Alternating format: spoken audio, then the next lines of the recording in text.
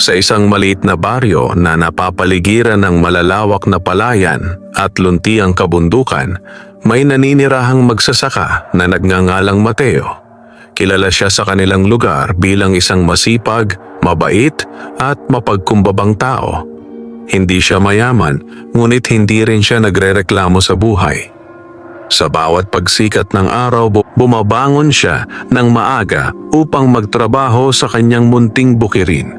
Kasama niya sa buhay ang kanyang asawa na si Rosa at ang kanilang nag-iisang anak na si Lino. Payak lamang ang kanilang pamumuhay. Ang maliit nilang kubo ay yari sa kawayan at nipa at ang kanilang mga pagkain ay kadalasang nagmumula sa bunga ng kanilang sariling sakahan. Dumating ang isang matinding tag-init sa kanilang lalawigan. Halos hindi umulan sa loob ng maraming linggo. Unti-unting natuyo ang mga sapa at balon. Ang dating luntiang mga palayan ay nagsimulang manilaw dahil sa kakulangan ng tubig. Araw-araw ay pinagmamasdan ni Mateo ang kanyang mga pananim habang unti-unting nalalanta ang mga ito. Kung hindi uulan sa mga susunod na araw, baka mawalan tayo ng aanihin. Naisip niya habang nakatanaw sa malayong kabundukan. Ngunit sa kabila ng kanyang pangamba, hindi siya nawalan ng pag-asa. Patuloy pa rin siyang nagtatrabaho at nagdarasal. Isang umaga, mas maaga kaysa karaniwan siyang nagtungo sa bukirin. Bitbit niya ang isang lumang banga na puno ng malamig na tubig. Alam niyang mahaba-habang oras na naman ang gugugulin niya sa ilalim ng matinding sikat ng araw. Tahimik ang paligid habang naglalakad siya sa makitid na pilapil. Tanging huni ng mga ibon at mahinang ihip ng hangin ang maririnig. Pagsapit niya sa dulo ng kanyang sakahan, napansin niyang tila may kakaibang anyo sa ilalim ng isang matandang puno ng balete. Huminto siya. Sa una ay inakala niyang isa lamang itong hayop na naghahanap ng lilim. Ngunit habang papalapit siya, lalo niyang napansing kakaiba ang kanyang nakikita. May isang maliit na nilalang na nakaupo sa ilalim ng puno. Halos kalahati lamang ito ng taas ng isang bata. Mahaba ang balbas nito at tila gawa sa pinong hibla ng pilak. Ang kanyang balat ay kulay kayumangging parang balat ng puno. Nakasuot siya ng lumang damit na yari sa mga dahon at hibla ng halaman. Namumutla ang nilalang at tila nanghihina. Napaatras si Mateo. Mula pagkabata ay marami na siyang narinig na kwento tungkol sa mga duwende. May mababait daw at mayroon ding mapanakit. Ngunit hindi pa siya kailanman nakakakita ng isa. Pinagmasdan siya ng nilalang gamit ang kanyang maliliit ngunit malungkot na mga mata. Wala itong sinasabing salita. Nanatili lamang itong nakaupo habang tila hirap na hirap huminga. Unti-unting nawala ang takot ni Mateo. Mas nanaig ang kanyang awa. Lumapit siya ng kaunti. "Ikaw ba ay may sakit?" tanong niya. Hindi agad sumagot ang nilalang. Makalipas ang ilang sandali ay marahang bumuka ang bibig nito. "Nauuhaw ako." Mahina ang tinig nito na halos hindi marinig. Napatingin si Mateo sa dala niyang banga ng tubig. Alam niyang iyon lamang ang tubig na magagamit niya hanggang tanghali. Malayo pa ang pinakamalapit na balon. Ngunit nang makita niya ang kalagayan ng nilalang, hindi siya nagdalawang isip. Lumuhod siya at inilapit ang banga. "Uminom ka." Parang hindi makapaniwala ang nilalang. Tinitigan muna nito ang magsasaka bago marahang inabot ang banga. Uminom ito ng dahan-dahan sa simula, pagkatapos ay mas mabilis. Halatang matagal na itong hindi nakakatikim ng tubig. Maya-maya ay tila nagkaroon ng kulay ang mukha nito. Ang kanyang mga mata ay muling lumiwanag. Nakahinga ito ng maluwag. "Maraming salamat," sabi ng nilalang. Ngumiti lamang si Mateo. "Walang anuman, kahit sino naman ay gagawin iyon." Napayuko ang nilalang. Kahit sino? Tumango si Mateo. Oo, kapag may nangangailangan ng tulong, dapat tumulong. Napatingin ang nilalang sa kanya na tila may malalim na iniisip. Marahil ay hindi ito sanay makatanggap ng kabutihan mula sa tao. Makalipas ang ilang sandali ay tumayo ang maliit na nilalang. Masigla na itong muli. Mateo, nagulat ang magsasaka. Hindi ko naman sinabi ang pangalan ko. Ngumiti ang nilalang. Marami kaming nalalaman na hindi alam ng mga tao. Lalong nagtaka si Mateo ngunit hindi siya nagsalita. Nagpatuloy ang nilalang. Ako ay isa sa mga tagapagbantay ng kagubatan. Marami ng taon ang lumipas mula nang may taong tumulong sa akin nang walang hinihinging kapalit. Ang pagtulong ay hindi dapat may kapalit, sagot ni Mateo. Lalong lumawak ang ngiti ng nilalang. Tunay ngang mabuti ang iyong puso. Tumango lamang si Mateo. Para sa kanya, wala siyang ginawang kakaiba. Tubig lamang ang ibinigay niya, ngunit tila napakahalaga nito para sa nilalang. Bago tuluyang umalis, tumingin ang duwende sa malawak na bukirin ni Mateo. Nakikita nito ang mga pananim na unti-unting nalalanta. Nakikita rin nito ang mga bitak sa tuyong lupa. Nahihirapan ka? Napabuntong hininga si Mateo. Oo, kung hindi uulan, baka mawalan kami ng pagkain. Tahimik na tumango ang duwende. Pagkatapos ay tumingin ito sa matandang puno ng balete. May kung anong misteryosong kislap na lumitaw sa kanyang mga mata. Ang kabutihan ay parang binhing itinatanim sa lupa. Hindi agad na unawaan ni Mateo ang sinabi nito, ngunit nagpatuloy ang duwende. Kapag itinanim ito sa tamang puso, darating ang panahon na mamumunga ito ng higit pa sa inaasahan. Pagkasabi niyon ay dahan-dahang naglakad ang nilalang papunta sa likod ng puno. Sinundan ito ng tingin Mateo, ngunit nang siya'y lumapit upang tingnan, wala na ang duwende. Parang bula itong naglaho. Napalibot siya ng katahimikan. Tanging hangin na lamang ang gumagalaw sa mga tuyong damo. Napakamot siya sa ulo. Hindi niya alam kung panaginip lamang ba ang lahat o totoong nangyari. Ngunit nang tingnan niya ang kanyang banga, kalahati na lamang ang laman nito. Ibig sabihin ay totoo ang kanyang nakita. Ngumiti siya ng bahagya. Pagkatapos ay bumalik sa kanyang trabaho. Hindi niya alam na ang simpleng pag-abot niya ng tubig sa isang uhaw na nilalang ay magsisimula ng mga pangyayaring magpapabago sa kanyang buhay magpakailanman. At sa kailaliman ng matandang kagubatan, may mga matang nagmamasid sa kanya. Mga matang naghihintay ng tamang panahon upang suklian ang kabutihang ipinakita ng isang simpleng magsasaka.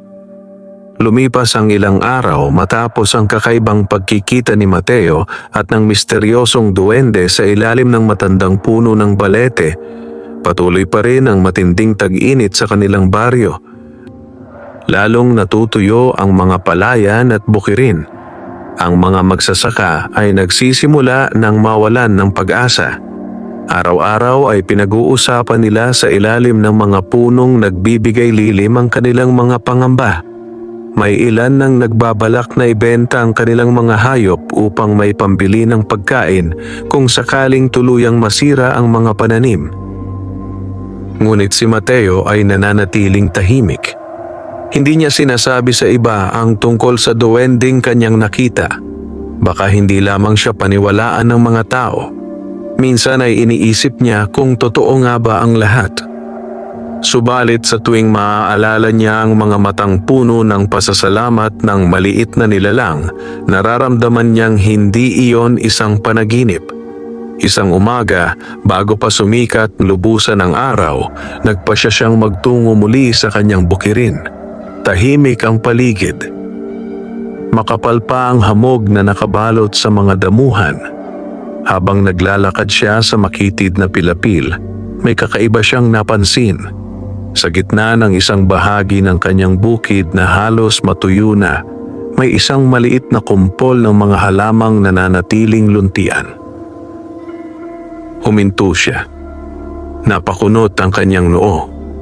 Lahat ng pananim sa paligid ay naninilaw na. Ngunit ang bahaging iyon ay tila bagong dilig. Lumapit siya. Nang suriin niya ang lupa, nagulat siya. Mamasa-masa ito.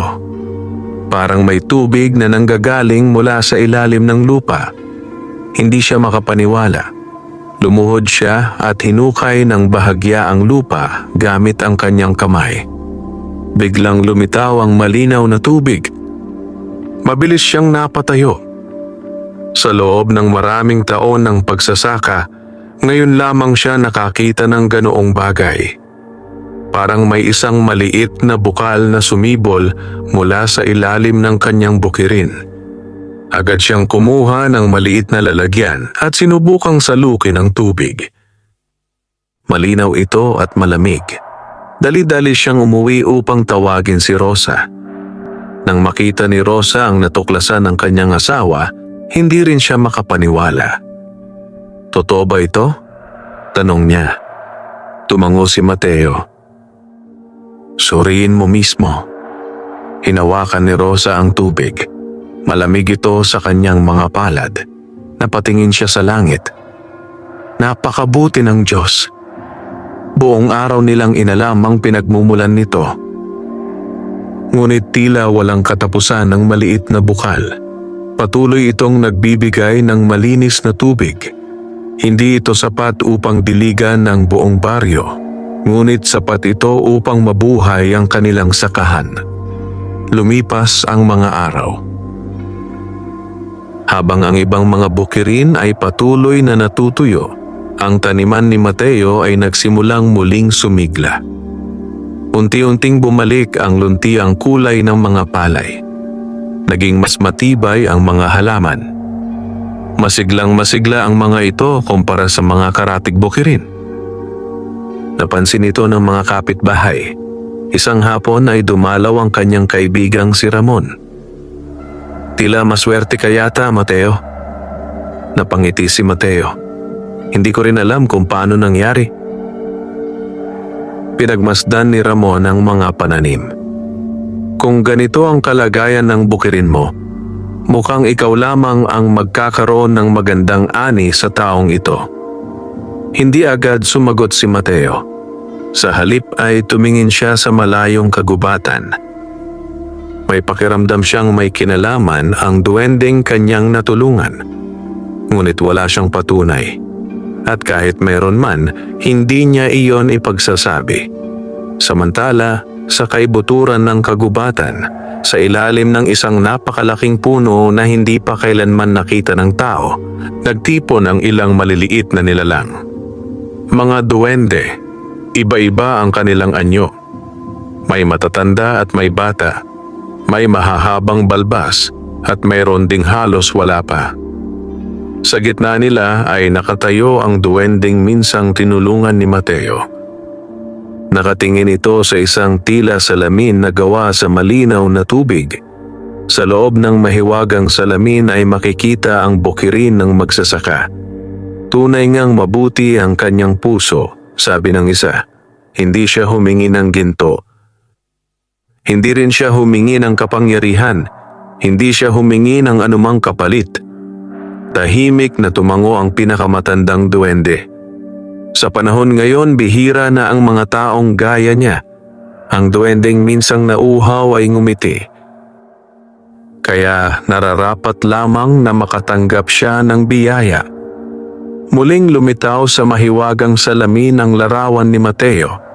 Nakikita nilang masaya itong nagtatrabaho kasama ang kanyang pamilya. Walang pagmamataas. Walang kasakiman. Tanging pasasalamat lamang, ngunit hindi lahat ay natutuwa. Sa kabilang bahagi ng baryo ay may isang mayamang mangangalakal na nagngangalang Don Isko. Kilalang kilala siya sa kanilang lugar. Marami siyang lupain at hayop. Ngunit sa kabila ng kanyang kayamanan, hindi siya kailanman nasiyahan. Palagi siyang naghahangad ng higit pa. Nang marinig niya ang tungkol sa bukiring nananatiling luntian sa gitna ng tagtuyot, agad siyang nagtaka. Isang araw ay nagtungo siya roon kasama ang ilan niyang tauhan. Pinagmasdan niya ang taniman ni Mateo. Lumalim ang kanyang tingin. Hindi ito pangkaraniwan. Tahimik lamang si Mateo. Nilibot ni Don Isko ang lugar. Maya-maya ay natagpuan niya ang maliit na bukal. Nagliwanag ang kanyang mga mata. Ayan pala. Lumuhod siya at sinuri ang tubig. Pagkatapos ay tumayo. Mateo? Opo? Magkano ang bukiring ito? Nagulat si Mateo. Hindi ko po balak ibenta. Ngumisi si Don Isko. Lahat ng bagay ay may halaga. Hindi po ito ipinagbibili. Nawala ang ngiti ng mayamang lalaki. Hindi siya sanay na tinatanggihan. Mabuti, pag-isipan mo. Pagkatapos ay umalis ito kasama ang kanyang mga tauhan. Ngunit habang papalayo sila, hindi maganda ang ekspresyon sa kanyang mukha. May kung anong binabalak, may kung anong kasakiman na nagsisimulang lumaki sa kanyang puso. Samantala, hindi alam ni Mateo ang panganib na unti-unting lumalapit sa kanyang pamilya. Abala siya sa pag-aalaga ng kanyang mga pananim. Abala siya sa pasasalamat sa biyayang dumating sa kanilang buhay, at sa bawat paglubog ng araw, may isang maliit na nilalang na lihim na nagmamasid mula sa gilid ng kagubatan. Binabantayan siya, pinoprotektahan siya. Sapagkat nagsisimula pa lamang ang gantimpalang inilaan ng mahiwagang mundo para sa mabuting magsasakang minsang nagbigay ng tubig sa isang uhaw na duwende. Pagkatapos ng pagdalaw ni Don Isko sa bukirin ni Mateo, naging tahimik ang mga sumunod na araw. Ngunit sa likod ng katahimikang iyon ay may namumuong balak sa isip ng mayamang mga ngalakal. Hindi mawala sa kanyang isipan ang maliit na bukal na nakita niya sa gitna ng sakahan ni Mateo. Habang ang buong baryo ay dumaranas ng matinding tagtuyot, ang bukirin ng simpleng magsasaka ay nananatiling luntian at buhay na buhay. Para kay Don Isko, hindi iyon simpleng swerte. May lihim na nakatago roon. At anuman ang lihim na iyon, nais niya itong mapasa kanya. Isang gabi, habang nakaupo siya sa malawak na balkonahe ng kanyang malaking bahay, pinagmamasdan niya ang madilim na kalangitan. Katabi niya ang ilan niyang pinagkakatiwalaang tauhan. Mukhang hindi titigil ang tag-init, sabi ng isa. Tumango si Don Isko. At habang natutuyo ang lahat ng bukirin, lalo namang yumayabong ang kay Mateo. Tahimik ang mga tauhan. Alam nilang hindi maganda ang ibig sabihin ng mga salitang iyon. Maya-maya ay nagsalita muli ang mayamang lalaki. Gusto kong malaman kung saan nanggagaling ang tubig. Susundan po ba namin siya? Tumango si Don Isko. Pagmasdan ninyo siya, huwag kayong magpapakita. Agad na sumunod ang mga tauhan. Kinabukasan, lihim nilang binantayan si Mateo. Mula umaga hanggang gabi ay sinusundan nila ang bawat kilos nito. Ngunit wala silang natuklasang kakaiba. Nag-aararo lamang ito, naglilinis ng damo. Nagdidilig ng mga pananim, nakikipag-usap sa asawa at anak, namumuhay ng payak. Pagkaraan ng ilang araw, bumalik sila kay Don Isko. Wala po kaming nakita. Hindi natuwa ang mayamang lalaki. Hindi maaari. Totoo po. Napaisip siya. Lalong lumalim ang kanyang hinala na may mahiwagang bagay na nangyayari sa bukirin ni Mateo.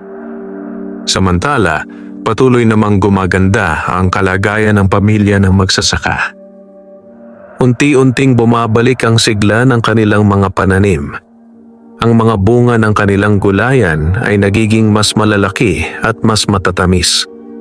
Maging ang mga punong dati ay halos matuyo na ay nagsimulang mamulaklak muli. Minsan ay napapailing na lamang si Rosa sa kanyang pagtataka. Hindi ko maipaliwanag kung paano ito nangyayari. Ngumiti si Mateo. Mahalaga ay mayroon tayong maipapakain sa ating pamilya. Tama ka. Hindi nila alam na tuwing gabi habang sila ay natutulog, may mga maliliit na nilalang na lumalabas mula sa kagubatan. Tahimik silang naglalakad sa pagitan ng mga taniman. May dalang maliliit na sisidlan ng malinaw na tubig. May mga dala ring mahiwagang binhi. Inaalagaan nila ang bukirin na parang sarili nilang tahanan. Ito ang paraan ng mga duwende upang suklian ang kabutihang ipinakita ni Mateo. Hindi ginto, hindi mamahaling alahas, kundi biyayang magmumula sa lupa at bunga ng kanyang sariling pagsisikap. Isang gabi, muling nagtipon ang mga duwende sa ilalim ng napakalaking puno sa kailaliman ng kagubatan. Nakatayo sa gitna ang matandang duwende na pinuno nila. Tuloy-tuloy ang pagyabong ng kanyang bukirin, sabi ng isa. Masaya ang kanyang pamilya. Ngunit hindi ngumiti ang matandang duwende. Sa halip ay tumingin ito sa mahiwagang salamin ng tubig. Lumitaw roon ang larawan ni Don Isko. Nakita nilang lihim itong nakikipag-usap sa kanyang mga tauhan. May mabigat na ekspresyon sa kanyang mukha. May panganib, mahinang sabi ng matandang duwende. Natahimik ang lahat. Ang kasakiman ng tao ay parang apoy. Lumalakas habang pinapakain. Pinagmasdan nilang mabuti ang larawan. At nakita nila ang plano ng mayamang lalaki. Balak nitong sakupin ang lupain ni Mateo kahit sa anumang paraan. Samantala, sa baryo ay nagsimulang lumaganap ang usapan tungkol sa himalang nangyayari sa bukirin. Maraming tao ang nagtataka. Marami rin ang natutuwa para kay Mateo dahil kilala nila itong mabuting tao, ngunit may ilan ding naiinggit, may ilan ding nagsisimulang maghinala. Isang hapon, habang nagpapahinga si Mateo sa ilalim ng puno ng mangga, may matandang babae na lumapit sa kanya. Kilala siya sa baryo bilang si Aling Sela. Matagal na itong naninirahan sa lugar at sinasabing marami itong alam tungkol sa mga lumang alamat. Umupo ito sa tabi ni Mateo. Tila pinagpapala ka ng langit. Napangiti ang magsasaka. Marahil po. Pinagmasdan siya ng matanda. May nakita ka bang kakaiba nitong mga nakaraang linggo? Bahagyang nagulat si Mateo, ngunit hindi agad sumagot. Parang may alam si Aling Sela. Maya-maya ay nagsalita ito. Huwag kang mag-alala. Hindi ko hihingin ang iyong lihim. Ngunit tandaan mo, hindi lahat ng tao ay matutuwa kapag may isang taong pinagpapala. Tumango si Mateo. Nauunawaan niya ang ibig sabihin nito. Bago umalis ang matanda, muli itong nagsalita. Kapag dumating ang panahon ng pagsubok, manatili kang mabuti. Kahit ang kabutihan ay sinusubok. Matagal na pinag-isipan ni Mateo ang mga salitang iyon. At hindi nagtagal ay nagsimula ngang dumating ang pagsubok. Isang umaga, nagising ang buong baryo sa balitang may mga taong sumira sa ilang bahagi ng bakod ng kanyang bukirin. Agad na nagtungo si Mateo roon. Nakita niyang wasak ang ilang bahagi ng kanyang taniman. May mga halamang natapakan. May mga punlang na bunot. Nanghina ang kanyang loob. Hindi niya maintindihan kung sino ang may kagagawan noon. Ngunit habang sinusuri niya ang lugar, may nakita siyang maliit na bagay sa lupa. isang piraso ng mamahaling tela. Tela na karaniwang isinusuot lamang ng mga tauhan ni Don Isko. Tahimik niyang pinulot iyon. Hindi siya nagsalita. Hindi siya nag-akusa. Ngunit nagsimula na siyang mag-ingat. Sa kabilang banda, hindi naging matagumpay ang paninira. Sa loob lamang ng ilang araw, muling sumigla ang mga nasirang halaman. Parang may hindi nakikitang kamay na nag-aalaga sa mga ito. Lalong nainis si Don Isko nang mabalitaan iyon. Paano nangyari iyon? Hindi makasagot ang kanyang mga tauhan. Sa bawat pagtatangka nilang sirain ang bukirin, tila may puwersang nagbabantay rito. At habang lumalaki ang kanyang galit, lalo namang lumalakas ang biyayang natatanggap ni Mateo. Hindi niya alam na ang kalaban niya ay hindi lamang isang simpleng magsasaka. Kasama ni Mateo ang pasasalamat ng kalikasan, ang kabutihan ng kanyang puso at ang lihim na pagkakaibigan ng mga nilalang na nakatira sa kailaliman ng kagubatan. Ngunit hindi pa rito nagtatapos ang mga pagsubok, sapagkat naghahanda pa lamang si Don Isko ng isang mas malaking hakbang. Isang hakbang na maaaring magbago sa kapalaran ng buong baryo. Lumipas ang mga araw matapos ang lihim na pananabotahe sa bukirin ni Mateo.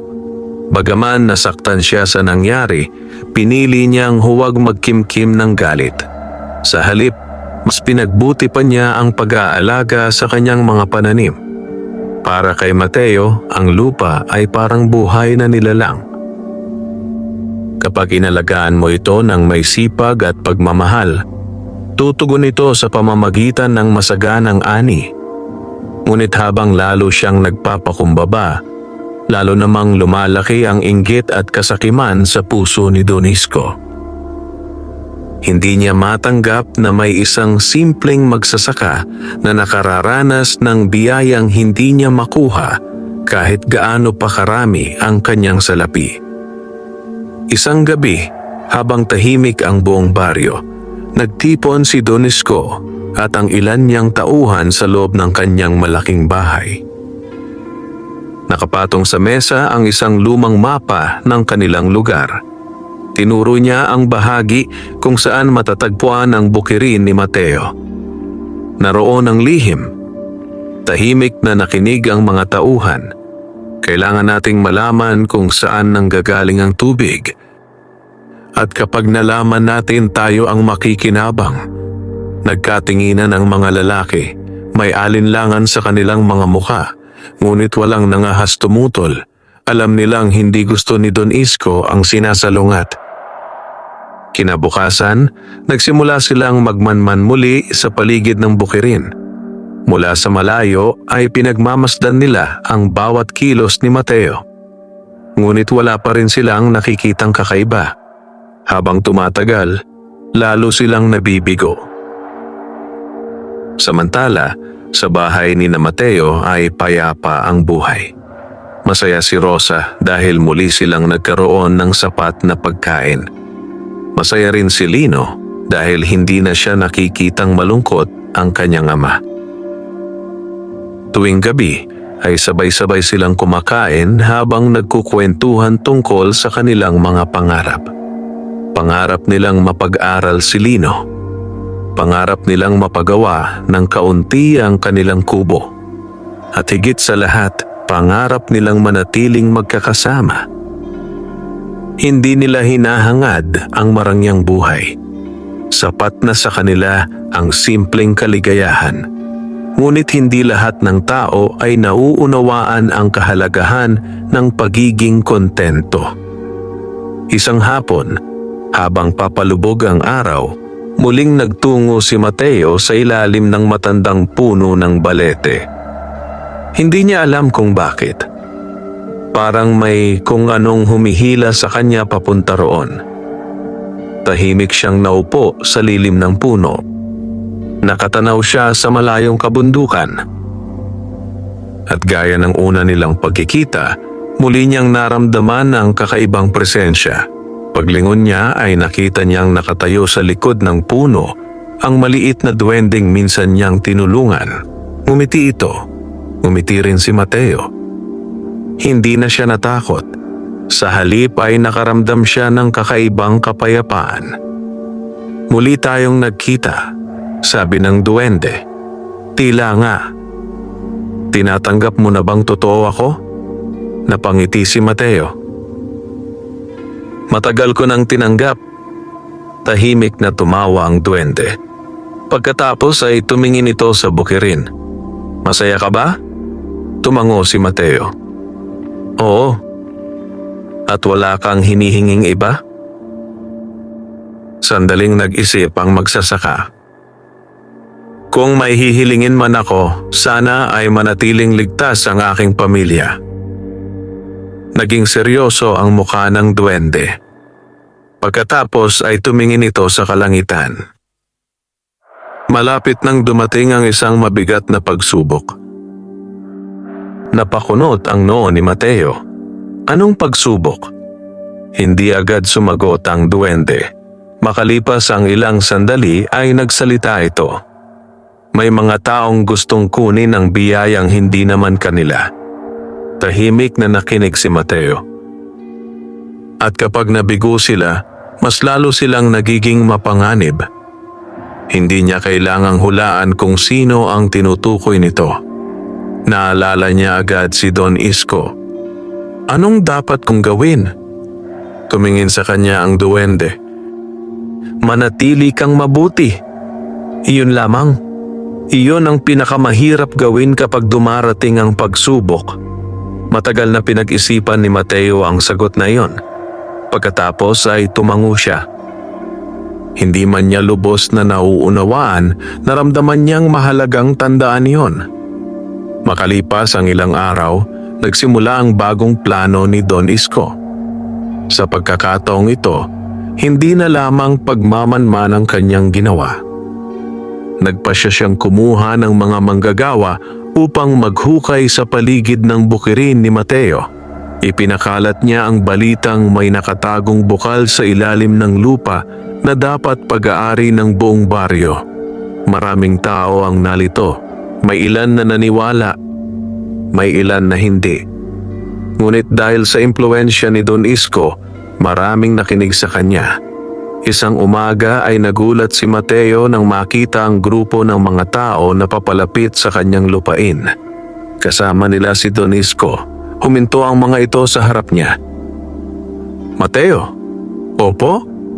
Ang bukal na iyan ay hindi maaaring ikaw lamang ang makinabang. Tahimik na nakinig ang magsasaka. Kung may tubig sa ilalim ng lupa, dapat malaman ng lahat kung saan ito nanggagaling. Hindi agad sumagot si Mateo. Alam niyang hindi simpleng pagtulong sa baryo ang hangarin ng mayamang lalaki. Nakikita niya ang kasakiman sa mga mata nito.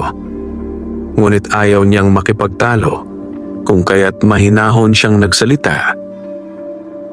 Kung makatutulong sa baryo ang tubig, hindi ako tututol. Nagulat maging si Don Isko. Inasahan niyang makikipag-away si Mateo. Ngunit kabaligtaran ang nangyari. Nagpatuloy ang magsasaka. Ang biyaya ay hindi dapat ipinagdadamot. Sandaling natahimik ang lahat. Ngunit sa loob-loob ni Don Isko ay lalo siyang nainis. Muli siyang natalo ng kabutihan ni Mateo. Gayunpaman, ipinagpatuloy nila ang paghuhukay. Buong maghapon silang nagtrabaho.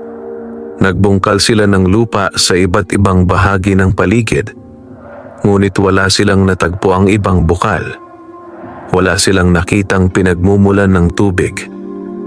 Habang lumalalim ang kanilang hukay, lalo lamang silang nabibigo. Pagsapit ng gabi ay pagod at dismayado silang umuwi. Samantala nang bumalik si Mateo sa maliit na bukal kinabukasan, nagulat siya. Mas malinaw ito kaysa dati. Mas marami rin ang tubig na lumalabas. Parang lalo pa itong lumakas. Napangiti siya. Sa di kalayuan, Sa gilid ng kagubatan, may isang maliit na nilalang na tahimik na nagmamasid. Masaya itong nakita na muling nanaigang kabutihan. Ngunit batid din nito na hindi pa tapos ang panganib. Dahil sa bawat kabiguang nararanasan ni Don Isko, mas lalo nitong pinatitigas ang kanyang puso. At sa susunod niyang hakbang, hindi na lamang ang bukirin ni Mateo ang malalagay sa panganib, kundi maging ang buong baryong kanilang minamahal. Habang patuloy na lumilipas ang mga araw ng tag-init, lalo pang tumitindi ang hirap na dinaranas ng mga tao sa baryo. Ang mga balon ay halos wala ng laman. Ang mga sapa na dating dinadaluyan ng malinaw na tubig ay naging mababaw na lamang at puno ng putik. Ang mga palayan na minsang nagbibigay buhay sa buong lugar ay nagmistulang tuyong kapatagan. Maraming magsasaka ang nagsimulang mawalan ng pag-asa. May ilan na nagbenta ng kanilang mga kalabaw. May ilan na nangutang upang may pambili ng pagkain. May ilan ding gabi-gabing nagdarasal na sana ay umulan na. Sa gitna ng lahat ng ito, nananatiling luntian ang bukirin ni Mateo. Ngunit sa halip na magmayabang, lalo pa siyang naging mapagbigay. Tuwing may kapitbahay na nangangailangan ng gulay, nagbibigay siya. Kapag may pamilyang walang makain, ibinabahagi niya ang bahagi ng kanyang ani. Hindi niya iniisip kung mababawasan ang kanyang naipon. Para sa kanya, mas mahalagang walang magutom. Dahil dito, lalo siyang minahal ng mga tao sa baryo. Ngunit hindi ito nagustuhan ni Don Isko. Habang lumalaki ang paggalang ng mga tao kay Mateo, pakiramdam niya ay lalo namang lumiit ang kanyang impluensya. Isang gabi, mag-isa siyang nakaupo sa kanyang silid. Nakatanaw siya sa madilim na bintana. Hindi siya mapakali. Paulit-ulit na bumabalik sa kanyang isip ang larawan ng bukirin ni Mateo. Bakit siya? Iyon ang tanong na paulit-ulit niyang binubulong. Bakit hindi ako? Sa loob ng maraming taon ay inipon niya ang kanyang kayamanan. Nagmamay-ari siya ng maraming lupain, maraming hayop, maraming tauhan. Ngunit tila mas pinagpapala pa ang isang simpleng magsasaka. Unti-unting nilamon ng inggit ang kanyang puso. At habang tumitindi ang kanyang kasakiman, may kakaibang nangyayari sa paligid niya. Hindi niya yon napapansin sa simula. Ngunit nagsimula itong makita ng kanyang mga tauhan. Ang mga pananim sa kanyang malalawak na lupain ay mas mabilis na natutuyo kaysa sa iba. Ang mga alagang hayop ay madaling magkasakit. Ang mga bunga ng kanyang mga puno ay nalalagas bago pa mahinog. Kahit ang kanyang mga manggagawa ay tila nawawalan ng sigla. Parang may mabigat na aninong nakabalot sa kanyang mga ari-arian.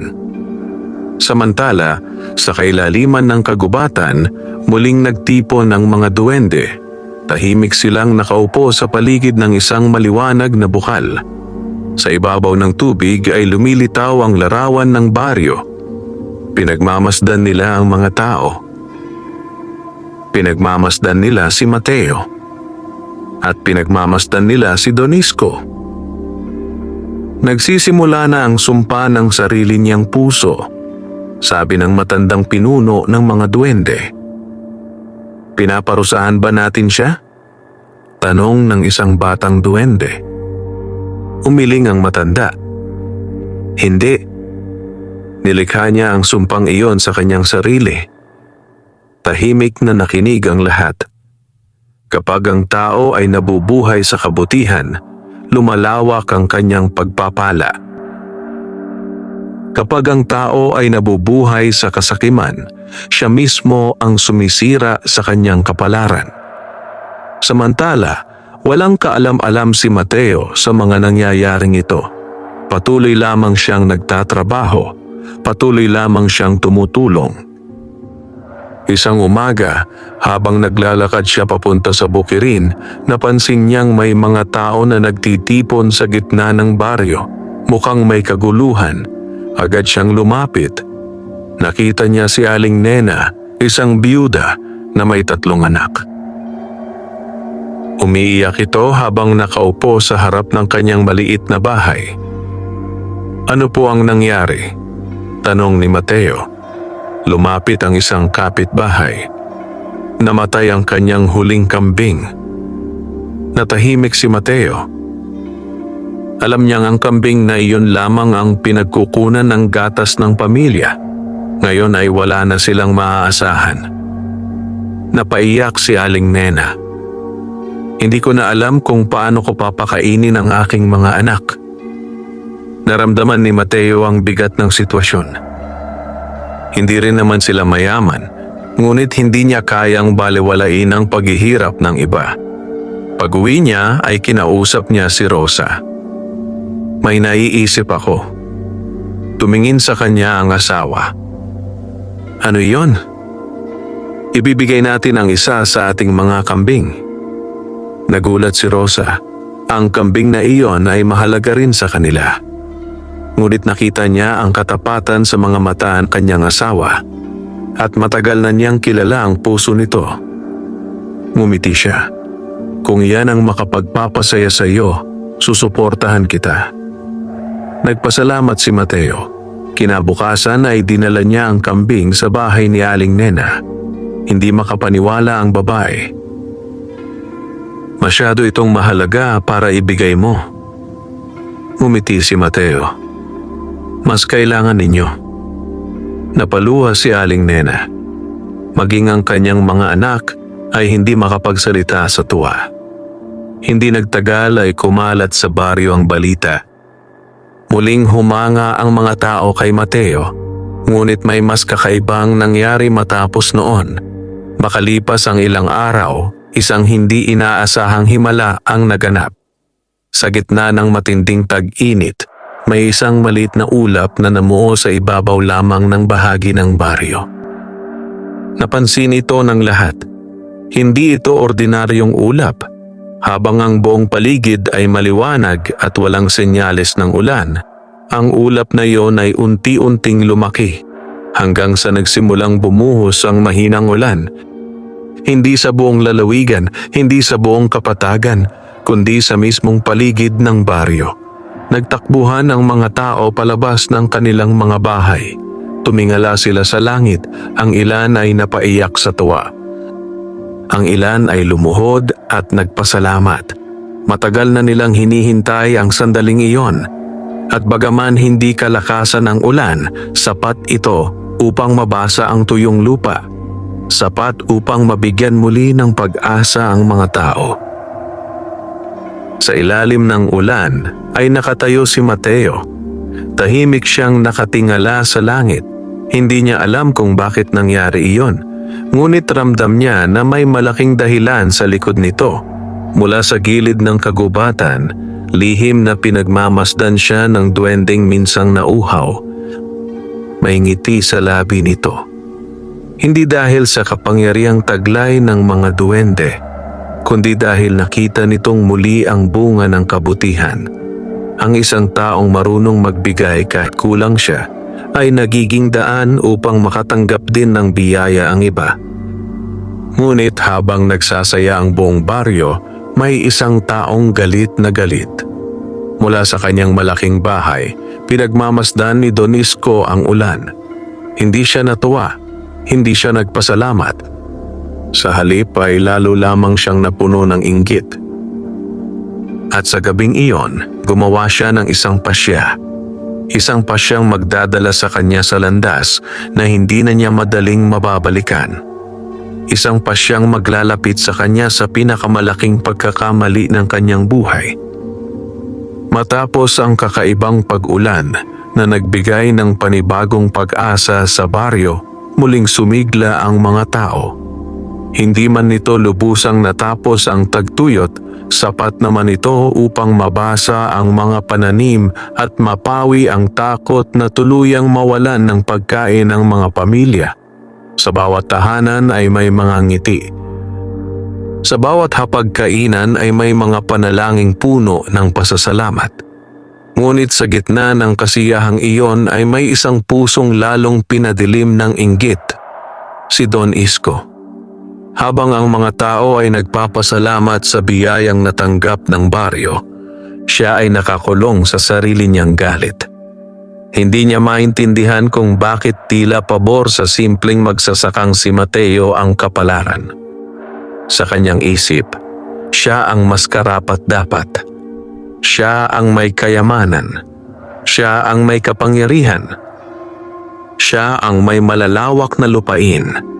Ngunit bakit tila ang lahat ng biyaya ay patuloy na napupunta sa taong halos walang pag-aari? Gabi-gabi ay hindi siya mapakali. Madalas siyang maglakad sa loob ng kanyang malawak na bakuran habang nag-iisip. At habang tumatagal, mas lalo siyang nilalamon ng kanyang kasakiman. Isang gabi, nagpatawag siya ng lihim na pagpupulong. Dumating ang ilan niyang tauhan at mga taong matagal nang sunod-sunuran sa kanya. Tahimik silang nakaupo sa loob ng isang silid na tanging ilaw ng gasera ang nagbibigay liwanag. Nakatayo si Don Isko sa harapan nila. May malamig na tingin sa kanyang mga mata. Hindi na sapat ang pagmamanman. Tahimik ang lahat. Hindi na sapat ang paghuhukay. Naghintay sila sa kanyang susunod na sasabihin. Kailangan nating malaman ang lihim ni Mateo. Isa sa mga tauhan ang nagtanong, paano po natin gagawin iyon? Bahagyang ngumiti si Don Isko, ngunit ang ngiting iyon ay walang kabutihang dala. May mga bagay na hindi kusang ibinibigay. Kaya minsan kailangan itong kunin. Nagkatinginan ang mga lalaki. May ilan na nakadama ng kaba. Ngunit wala pa ring nangahas na tumutol. Pagkatapos ng pagpupulong ay nagsimula silang magplano. Hindi nila alam na may mga matang nagmamasid sa kanila mula sa kadiliman. Sa itaas ng bubong ng bahay ni Don Isko ay may isang maliit na nilalang na tahimik na nakikinig. Isa itong duwende. At nang marinig nito ang kanilang mga balak, agad itong naglaho sa dilim ng gabi. Samantala, sa bahay ni na Mateo ay payapa ang lahat. Pagod man sa maghapong pagtatrabaho, masaya naman silang magkakapamilya. Naupo sila sa harap ng kanilang kubo habang pinagmamasda ng mga bituin. Tahimik ang gabi, presko ang hangin. At sa unang pagkakataon matapos ang mahabang panahon, ramdam nila ang pag-asa. Kung magtutuloy-tuloy ang pagbuti ng ating ani, baka makapag-aral si Lino sa bayan balang araw, sabi ni Rosa. Napangiti si Mateo. Iyan din ang pangarap ko. Nagliwanag ang mga mata ng kanilang anak. Hindi siya nagsalita ngunit dama ng kanyang mga magulang ang kanyang kasiyahan. Hindi nila alam na may paparating na panganib. Kinabukasan ay nagtungo si Mateo sa bukirin gaya ng kanyang nakagawian. Ngunit pagdating niya roon ay may napansin siyang kakaiba. May mga bakas ng paa sa paligid ng maliit na bukal. Parang may mga taong nagtungo roon ng gabi. Napakunot ang kanyang noo. Sinuri niya ang paligid. May mga damong nayupi. May mga palatanda ang may naghalungkat sa lupa. Ngunit walang nawawala. Tahimik siyang napaisip. Habang tinitingnan niya ang lugar, may mahinang tinig na narinig mula sa likod ng puno ng balete. Mag-ingat ka! Napalingon siya. At muli niyang nakita ang duwendeng minsang kanyang natulungan. Nakatayo ito sa ilalim ng puno. Seryoso ang muka. Hindi titigil ang taong sakim. Lumapit si Mateo. May mangyayari ba? Tumango ang duwende. May mga pagsubok na darating. Ngunit tandaan mo, ang tunay na lakas ay hindi nasa galit, kundi nasa kabutihan. Tahimik na nakinig si Mateo. Muli niyang naalala ang mga naunang payo ng nilalang. At muli rin niyang pinili na huwag pairalin ang takot. Nang gabing iyon ay lihim na kumilos ang mga tauhan ni Don Isko. Bitbit nila ang mga pala at kasangkapan. Nagpunta sila sa bukirin habang tulog ang lahat. Layunin nilang hukayin ang pinagmumulan ng mahiwagang tubig. Naniniwala silang kapag natuklasan nila ang lihim, maaari nila itong ilipat sa lupain ni Don Isko. Tahimik silang naghukay sa paligid ng bukal, palalim ng palalim.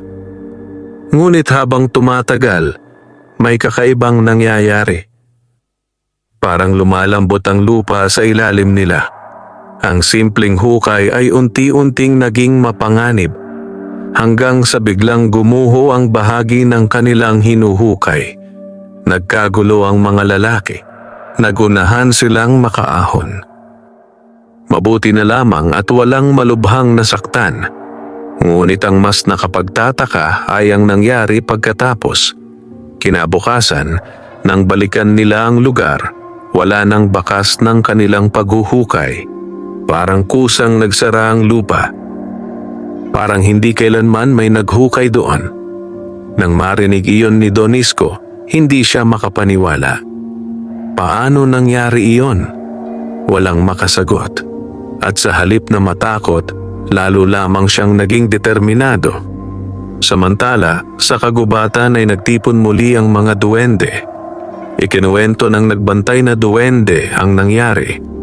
Tahimik na nakinig ang kanilang pinuno. Pagkatapos ay tumingin ito sa malayong direksyon ng baryo. Malapit na ang oras ng pagpili.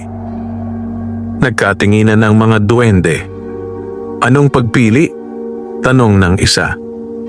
Ang matandang pinuno ay napabuntong hininga. Darating ang sandali na kailangang mamili ng tao kung alin ang mas mahalaga. Kasakiman o kabutihan. Pagmamay-ari o pagbabahagi. Pagkuha o pagtulong. Tahimik ang lahat, sapagkat alam nilang ang pagpiling iyon ay hindi lamang para kay Don Isko, kundi para sa buong baryo. At habang papalapit ang mga araw, nagsisimula ng gumalaw ang kapalaran. May mga lihim na mabubunyag. May mga puso na susubukin. May mga katotohanang matagal nang nakatago na unti-unti nang lilitaw. At sa gitna ng lahat ng ito ay mananatiling nakatayo si Mateo. Isang simpleng magsasaka na hindi kailanman naghangad ng yaman, ngunit siyang napiling maging daan ng isang biyayang magbabago sa buhay ng maraming tao. Pagkatapos ng nabigong paghuhukay ng mga tauhan ni Don Isko, tila naging mas tahimik ang paligid ng baryo. Ngunit sa ilalim ng katahimikang iyon ay may mga lihim na unti-unting naghahanda upang mabunyag. Patuloy pa ring umaagos ang malinaw na tubig mula sa maliit na bukal sa lupain ni Mateo. Habang lumilipas ang mga araw, hindi lamang ang kanyang bukirin ang nakikinabang dito. Maraming pamilya sa baryo ang nakakahingi ng tubig para sa kanilang mga taniman at mga alagang hayop. At dahil sa kabutihang loob ni Mateo, hindi niya pinagdadamutan ng sinuman. Tuwing may lumalapit upang humingi ng tulong, bukas ang kanyang palad. Minsan ay pinagsabihan siya ni Rosa, "Hindi ka ba natatakot na maubos ang tubig?" Ngumiti lamang si Mateo. Kung biyaya ito, lalo itong dumarami kapag ibinabahagi. Napailing si Rosa ngunit napangiti rin. Kilala na niya ang puso ng kanyang asawa. Samantala, sa malaking bahay ni Don Isko ay kabaligtaran ang nangyayari. Lalo siyang hindi mapakali. Hindi siya makatulog ng maayos. Hindi siya makakain ng maayos. Parang may mabigat na bagay na patuloy na dumadaganan sa kanyang dibdib. Araw-araw niyang naririnig ang mga tao na pinupuri si Mateo. At sa bawat papuring iyon ay tila may apoy na lalong lumalaki sa kanyang kalooban. Isang gabi, habang naglalakad siya sa kanyang bakuran, may isang matandang lalaki na dumating. Hindi ito taga-baryo. Hindi rin ito kilala ng sinuman. Nakasuot ito ng mahabang balabal at may dalang tungkod. Huminto ito sa harap ni Don Isko. Narinig kong may hinahanap kang lihim. Napakunot ang noo ng mayamang lalaki. Sino ka? Hindi mahalaga kung sino ako. Mahalaga ay alam ko ang nais mong malaman. Tahimik na pinagmasdan ni Don Isko ang matanda. Pagkatapos ay pinapasok niya ito sa loob ng bahay. Magdamag silang nag-usap. At bago sumikat ang araw, umalis ang matanda. Ngunit may iniwan itong impormasyon. Impormasyong lalong nagpalakas sa pagnanais ni Don Isko na matuklasan ang pinagmumulan ng biyaya. Ayon sa matanda, may isang sinaunang lihim na nakatago sa ilalim ng matandang puno ng balete sa hangganan ng kagubatan. Isang lihim na matagal nang binabantayan ng mga nilalang na hindi nakikita ng karaniwang tao. At ang sino mang makakakuha nito ay maaaring magkaroon ng kayamanang higit pa sa kayang isipin. Nang marinig iyon ni Don Isko, tuluyan nang nanaigang kanyang kasakiman.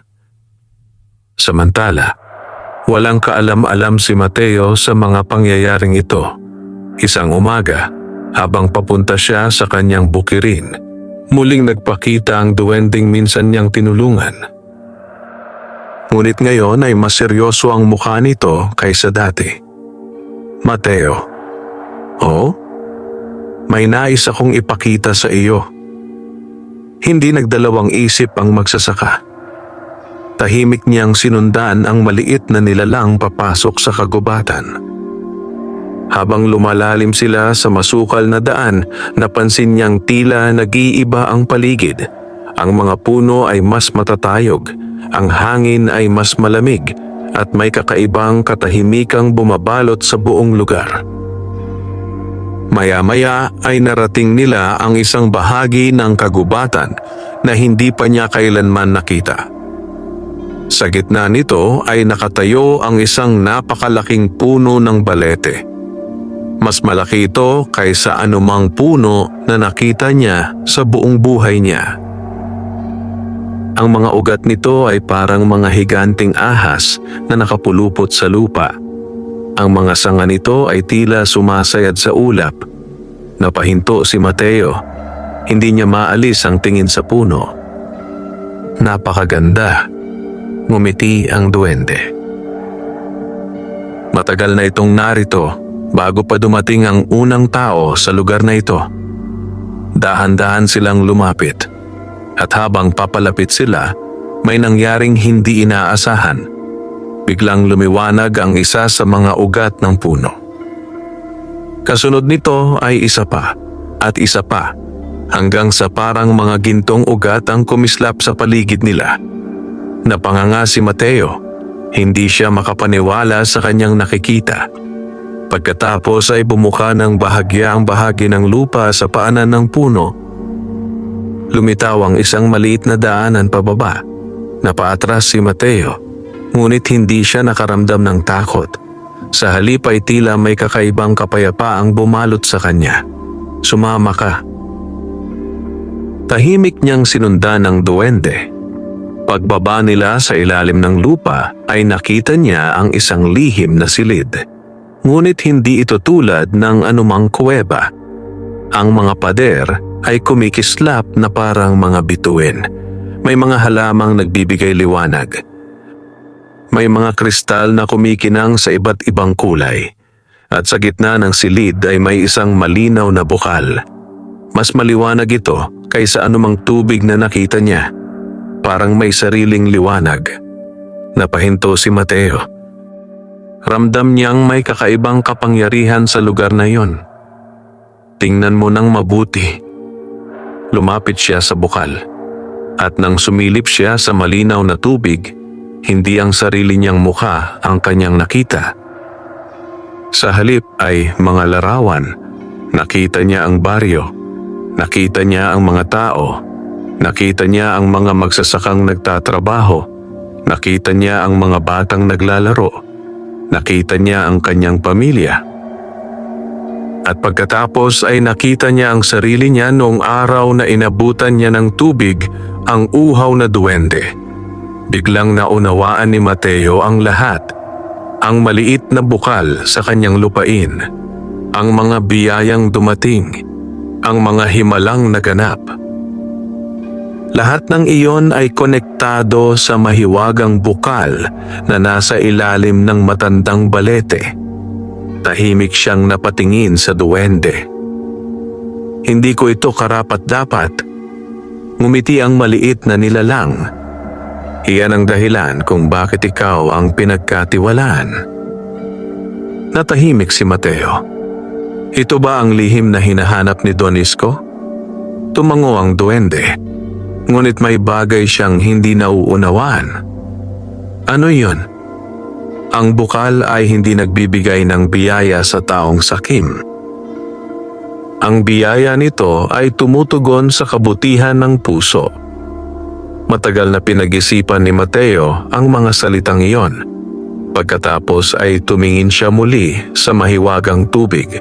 At sa unang pagkakataon ay naunawaan niya kung bakit siya pinagpala. Hindi dahil espesyal siya, hindi dahil mas mahusay siya kaysa sa iba, kundi dahil pinili niyang tumulong kahit walang hinihinging kapalit. Ngunit habang nagaganap ang lahat ng ito, may isang tao namang papalapit sa pinakamalaking pagkakamali ng kanyang buhay. Si Don Isko. Bit-bit ang impormasyong nakuha mula sa misteryosong matanda, naghahanda na siyang puntahan ng matandang balete. At hindi niya alam na ang lihim na nais niyang kamkamin ay hindi simpleng kayamanan. Ito ay isang pagsubok. Pagsubok na maaaring magbigay ng dakilang biyaya o magdala ng kapahamakan sa sino mang hahawak nito nang may pusong puno ng kasakiman. Mula nang makita ni Mateo ang lihim na bukal sa ilalim ng napakalaking puno ng balete, mas lalo niyang naunawaan ang kahalagahan ng kabutihan. Hindi niya itinuring na pag-aari niya ang biyayang natanggap. Sa halip, nakita niya ito bilang isang pananagutang dapat ingatan at gamitin para sa kapakanan ng iba. Pagbalik niya sa kanilang bahay ay wala siyang sinabi kahit kanino tungkol sa kanyang nakita. Hindi dahil sa nais niya itong ilihim para sa sarili, kundi dahil alam niyang may mga bagay na hindi dapat ginagamit para sa pansariling kapakinabangan. Sa mga sumunod na araw ay nagpatuloy siya sa kanyang simpleng pamumuhay. Nag-araro siya. Nagtanim, nag-ani, at tumulong sa mga nangangailangan. Ngunit habang lalo siyang nagiging mapagkumbaba, lalo namang nagiging mapanganib si Don Isko. Hindi na ito mapigilan ng kanyang kasakiman. Parang apoy na lumalamon sa kanyang buong pagkatao. Araw-araw ay iniisip lamang niya ang lihim na nasa ilalim ng matandang balete. Araw-araw ay pinaplano niya kung paano ito maaangkin. Isang gabi, nang halos tulog na ang buong baryo, lihim siyang umalis sa kanyang bahay kasama ang ilan niyang tauhan. May dala silang mga pala, lubid, ilawan, at iba't ibang kagamitan. Walang nakakaalam sa kanilang pakay. Tahimik silang naglakad patungo sa kagubatan. Habang lumalalim sila sa masukal na daan, nakaramdam ng kakaibang kaba ang ilan sa mga tauhan. Parang may mga matang nagmamasid sa kanila mula sa dilim. Parang may mga bulong na sumasabay sa hangin. Ngunit hindi sila makaatras. Takot sila kay Don Isko. Mas takot sila rito kaysa sa anumang misteryo ng kagubatan. Maya-maya ay narating nila ang matandang balete. Huminto silang lahat. Maging ang matatapang na tauhan ay napalunok. Napakalaki ng puno. parang isang higanting nagbabantay sa kagubatan. Tahimik itong nakatayo sa ilalim ng liwanag ng buwan. Ngunit sa mga mata ni Don Isko, hindi iyon isang bantay. Isa lamang itong harang sa kanyang daan patungo sa kayamanan. Hanapin ninyo ang lihim na lagusan. Agad na sumunod ang mga tauhan. Sinimulan nilang galugarin ang paligid. Hinukay nila ang ilang bahagi ng lupa. Sinuri ang mga ugat. Inakyat pa ang ilang bahagi ng puno. Ngunit wala silang makita. Habang lumilipas ang oras ay lalong umiinit ang ulo ni Don Isko. Hindi maaaring wala rito, sigaw niya. Patuloy silang naghahanap. At pagkatapos ng mahabang oras, may isa sa mga tauhan ang nakakita ng kakaibang bahagi sa paanan ng puno.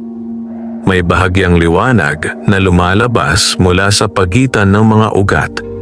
Agad nila itong nilapitan. Nagliwanag ang mga mata ni Don Isko. Iyan na! Nagmadali silang maghukay. At gaya ng sinabi ng matandang lalaki, unti-unting lumitaw ang nakatagong lagusan. Napangiti si Don Isko. Pakiramdam niya ay malapit na niyang makuha ang lahat ng kanyang hinahangad. Walang pag-aatubili siyang bumaba sa lagusan kasama ang ilan niyang tauhan. Habang pababa sila ng pababa, lalong lumiliwanag ang paligid. At nang marating nila ang lihim na silid, napahinto silang lahat. Parang nawala ang kanilang hininga. Sa unang pagkakataon ay nakita nila ang mahiwagang bukal. Kumikinang ito sa gitna ng silid na parang isang bituin na bumagsak mula sa langit. Maging ang mga kristal sa paligid ay nagbibigay ng makulay na liwanag. Napakaganda ng tanawin. Ngunit sa halip na mamangha, ang unang naramdaman ni Don Isko ay pagnanasa. Hindi niya nakita ang kagandahan, nakita niya lamang ang kayamanan, nakita niya lamang ang kapangyarihan. Sa wakas, mabagal siyang lumapit sa bukal. Habang papalapit siya ay parang may malamig na hangin na umiihip mula sa paligid. Ngunit hindi niya ito pinansin. Nang marating niya ang bukal ay lumuhod siya. Tinitigan niya ang malinaw na tubig. At gaya ng nangyari kay Mateo, may mga larawang lumitaw sa ibabaw nito. Ngunit iba ang kanyang nakita. Hindi niya nakita ang baryo. Hindi niya nakita ang mga taong kanyang matutulungan. Sa halip ay nakita niya ang sarili niyang nakaupo sa isang napakalaking mansyon. Napapalibutan ng ginto. Napapaligiran ng mga tagapaglingkod. Mas mayaman kaysa sa sinuman. Napangiti siya. Akala niya ay ipinapakita ng bukal ang kanyang magiging kinabukasan. Ngunit hindi niya alam na sinusubok lamang siya nito. Maya-maya ay inilubog niya ang kanyang mga kamay sa tubig at doon nagsimula ang hindi niya inaasahan. Biglang naglaho ang mga larawang kanyang nakikita. Naging maitim ang tubig, nawala ang liwanag ng mga kristal. Lumamig ng husto ang paligid, nataranta ang kanyang mga tauhan. Don Isko. Ngunit huli na ang lahat. Biglang umalingaw-ngaw ang isang malalim na tinig sa buong silid. Hindi nila makita kung saan ito nanggagaling. Parang nagmumula ito sa mismong kagubatan. Ang biyaya ay hindi para sa pusong sakim. Namutla si Don Isko. Tumayo siya at umatras, ngunit muli niyang narinig ang tinig. Ang taong kumukuha ng hindi nagbibigay ay hindi karapat-dapat tumanggap. Biglang umihip ang malakas na hangin. Nagsimulang manginig ang buong silid. Nalagas ang ilang bahagi ng kisame. Nagkagulo ang mga tauhan. Nagtakbuhan sila palabas. Ang iba ay nadapa. Ang iba ay sumigaw sa takot. Si Don Isko man ay napilitang tumakbo. Habang paakyat sila sa lagusan, pakiramdam nila ay may puwersang humahabol sa kanila. At nang tuluyan silang makalabas, agad na nagsara ang lagusan sa kanilang likuran. Parang hindi ito kailanman umiral. Humahabol ang kanilang mga hininga. Pawisan sila, takot na takot. Ngunit ang pinakanatakot sa lahat ay si Don Isko. Sa unang pagkakataon sa kanyang buhay, may bagay na hindi niya kayang kontrolin. May bagay na hindi niya kayang bilhin. May bagay na hindi niya kayang kunin sa pamamagitan ng kapangyarihan. At habang nakatayo siya sa harap ng matandang balete, naramdaman niyang may mali. Parang may nawala sa kanya. Parang may mabigat na aninong kumapit sa kanyang puso. Samantala, sa kanyang bahay, nagising si Mateo sa kalagitnaan ng gabi. Hindi niya alam kung bakit. Ngunit may kakaiba siyang pakiramdam. Parang may nangyaring mahalagang bagay sa kagubatan. Lumabas siya ng kanilang kubo at tumingin sa malayong direksyon ng matandang balete. Tahimik ang gabi. Ngunit sa kanyang puso ay alam niyang nagsimula na ang pinakamahalagang bahagi ng kanilang kwento. Sapagkat ang paglusob ni Don Isko sa lihim na bukal ay hindi lamang kabiguan. Ito rin ang simula ng pagbagsak ng kanyang kasakiman. At ang simula ng isang pagsubok na magpapasya kung siya ba ay mananatiling bihag ng kanyang kasamaan o matututong magbago bago maging huli ang lahat. Pagkatapos ng gabing iyon sa ilalim ng matandang balete, hindi na muling naging pareho ang buhay ni Don Isko. Bagaman nakabalik siya sa kanyang bahay ng ligtas kasama ang kanyang mga tauhan, may kakaibang bigat na bumalot sa kanyang pagkatao. Hindi siya mapakali, hindi siya makatulog. Tuwing ipipikit niya ang kanyang mga mata, muli niyang naririnig ang mahiwagang tinig na umalingaw-ngaw sa lihim na silid. Ang biyaya ay hindi para sa pusong sakim. Paulit-ulit itong bumabalik sa kanyang isip. Sa umpisa ay pilit niya itong binaliwala. Ngunit habang lumilipas ang mga araw, mas lalo siyang nahihirapan. Unti-unting nagsimulang bumagsak ang kanyang mga negosyo. Ang ilan sa kanyang mga tauhan ay umalis. May ilang mga ngalakal na dati niyang kasosyo ang tumigil sa pakikipagtransaksyon sa kanya. Maging ang kanyang mga alagang hayop ay tila nang hihina. Hindi niya maunawaan kung bakit tila sabay-sabay na tumalikod sa kanya ang swerte. Ngunit ang hindi niya alam, hindi swerte ang nawawala sa kanya. Unti-unti lamang niyang inaani ang mga bunga ng kanyang mga ginawa. Sa loob ng maraming taon, marami siyang taong nilinlang. Marami siyang magsasakang sinamantala. Marami siyang pamilyang pinahirapan sa pamamagitan ng hindi makatarungang mga kasunduan. At ngayon, isa-isa nang bumabalik sa kanya ang mga bunga ng kanyang kasakiman. Samantala, sa kabilang panig ng baryo, patuloy na namumuhay ng payapa si Mateo. Hindi niya alam ang lahat ng nangyayari kay Don Isko, at kahit nalaman man niya, wala siyang balak na magdiwang sa paghihirap ng iba. Patuloy lamang siyang nagtatrabaho, patuloy lamang siyang tumutulong. Patuloy lamang siyang nagpapasalamat. Isang umaga, habang nagdidilig siya ng mga halaman, napansin niyang may isang lalaking papalapit sa kanyang bukirin. Mabagal ang paglalakad nito. Yuko ang ulo at tila mabigat ang mga hakbang. Nang makalapit ito, nagulat si Mateo. Si Don Isko iyon. Ngunit ibang-iba ang kanyang itsura. Wala na ang dating tikas. Wala na ang dating pagmamataas. Mukha siyang pagod na pagod.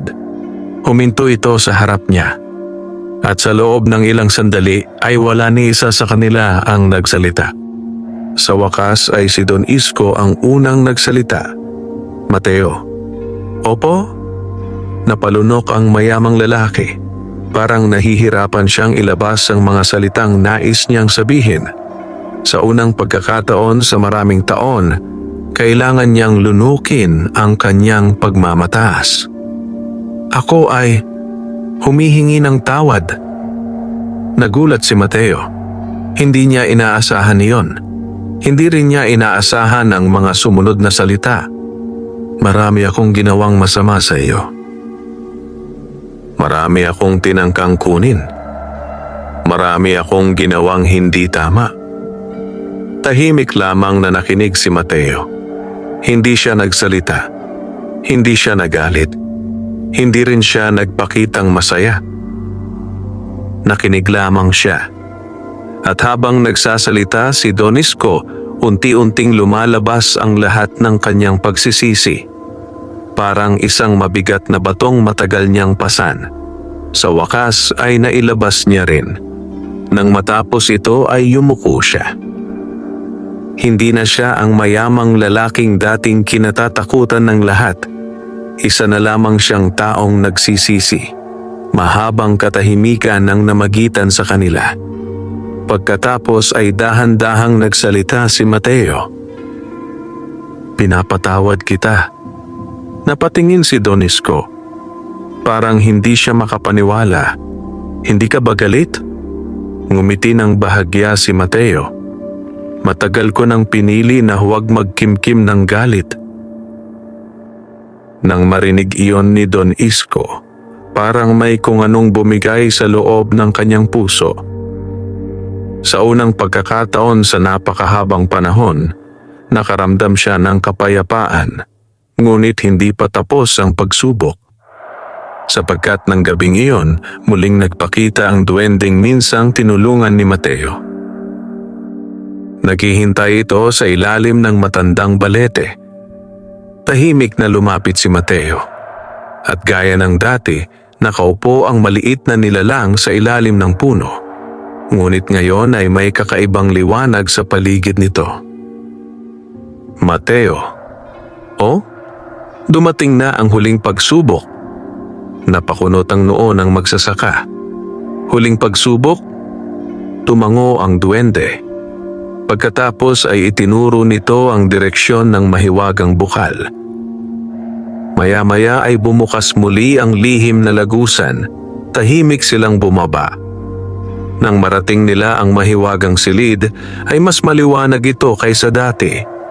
Ang mga kristal ay kumikislap na parang mga bituin. At ang mahiwagang bukal sa gitna ay tila mas buhay kaysa kailanman. Lumapit ang duwende. Pagkatapos ay tumingin kay Mateo. Sa loob ng maraming buwan ay ipinakita mo ang kabutihan ng iyong puso. Tinulungan mo ang nangangailangan. Nagbahagi ka ng biyaya. Pinatawad mo ang nagkasala sa iyo.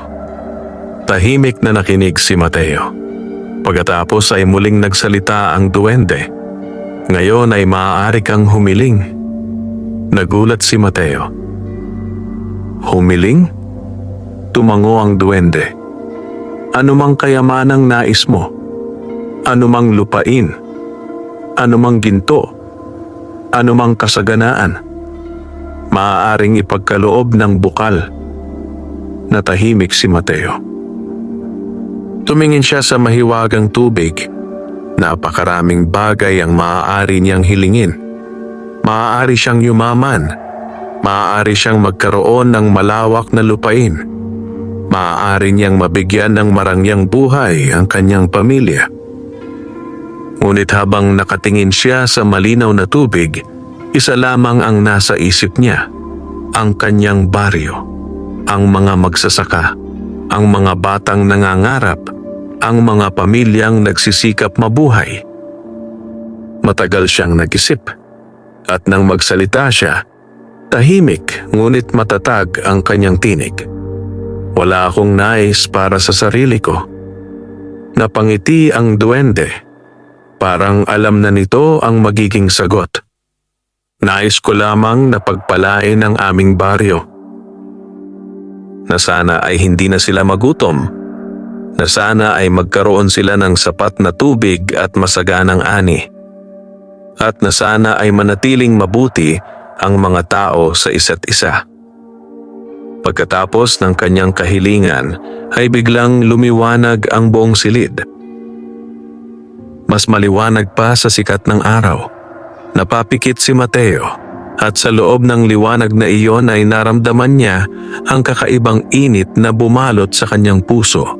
Hindi init ng apoy, kundi init ng tunay na biyaya.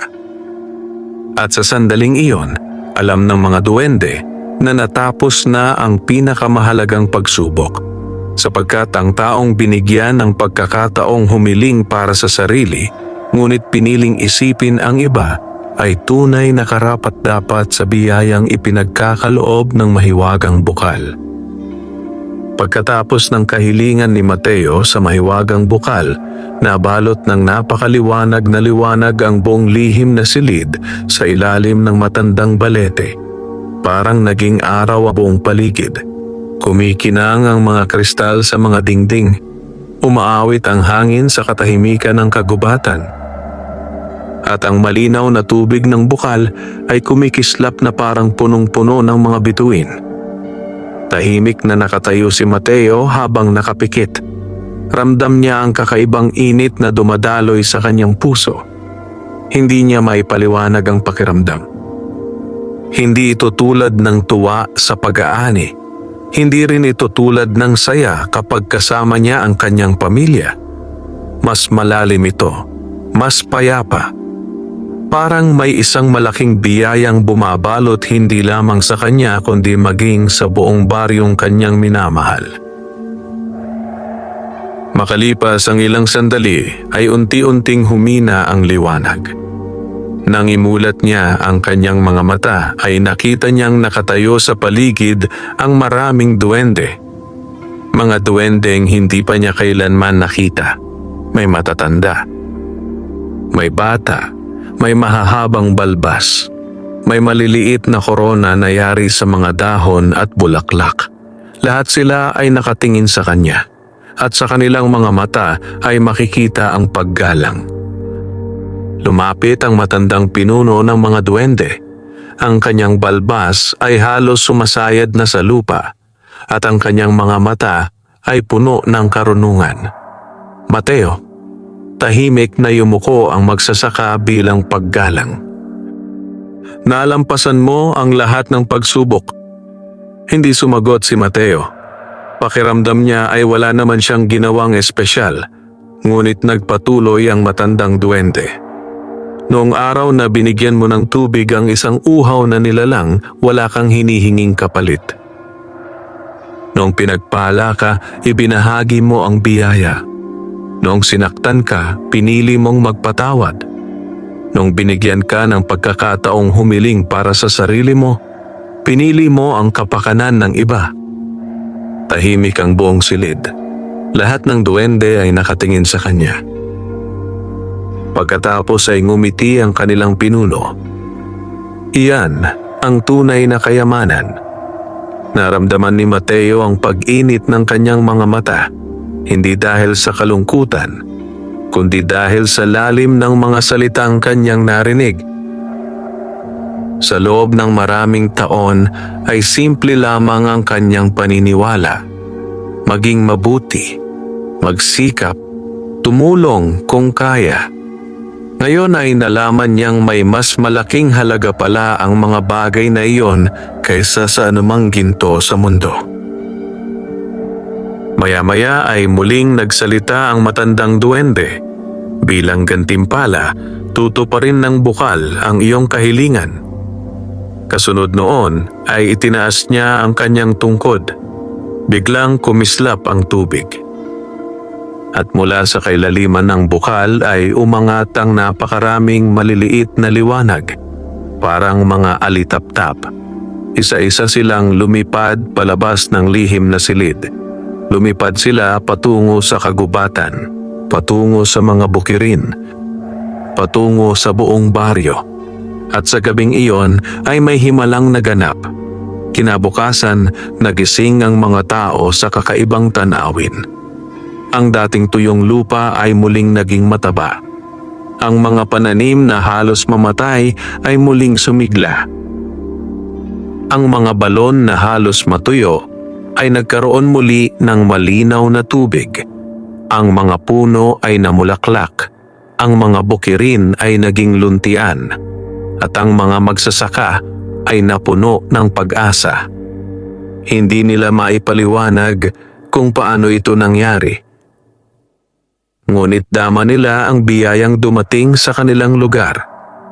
Sa loob lamang ng ilang buwan, naging pinakamayabong na baryo sa buong lalawigan ang kanilang pamayanan.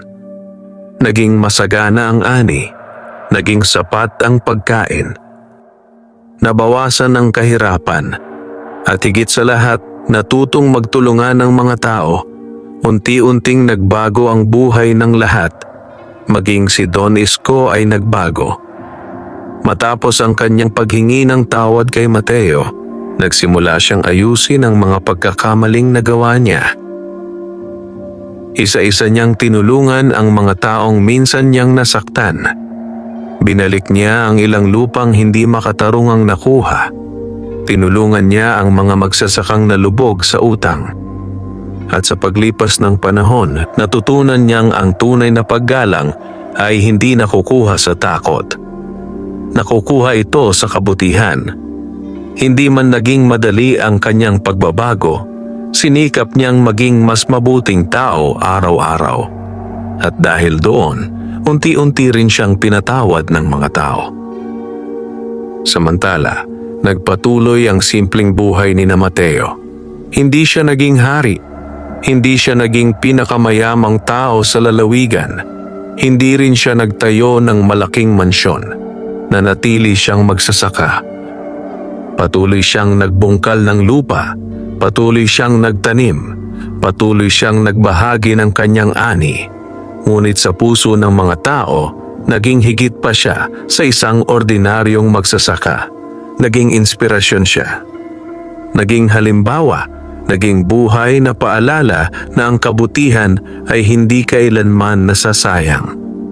Lumipas ang maraming taon, lumaki si Lino at naging mahusay na binata.